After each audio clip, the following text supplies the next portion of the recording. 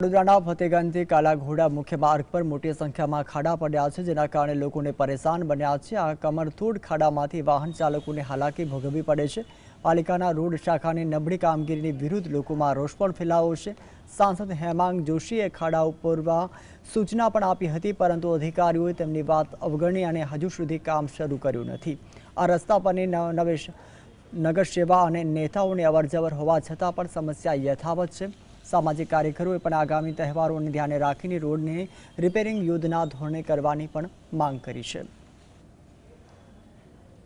વડોદરા શહેરની અંદર જ્યારે ફતેગંજ વિસ્તારની અંદર જ્યારે ગણપતિ હોય, નવરાત્રી હોય, તેવા સમયે માનનીય વડાપ્રધાન, માનનીય મુખ્યમંત્રી જ્યારે આવતા હોય છે ત્યારે લાલી લિપસ્ટિક, મેકઅપ પાવડર લગાવીને સજ્જ કરવામાં આવે છે। પરંતુ હાલમાં તમે જોશો કે આવનારા દિવસોમાં ગણપતિની સ્થાપના છે ત્યારે જે કહેવાય છે કે અનેક જે કહેવાય છે કે પ્રતિમાઓ આ રોડ પરથી જે સવારી નીકળવાની હોય ત્યારે જો કદાચ મૂર્તિઓને ખંડિત થશે તો તેનો જવાબદાર કોણ? કે આ રોડ પર તાત્કાલિક ધોરણે આ પેચવર્કની કામગીરી કરવામાં આવે એવી અમારી માંગ છે।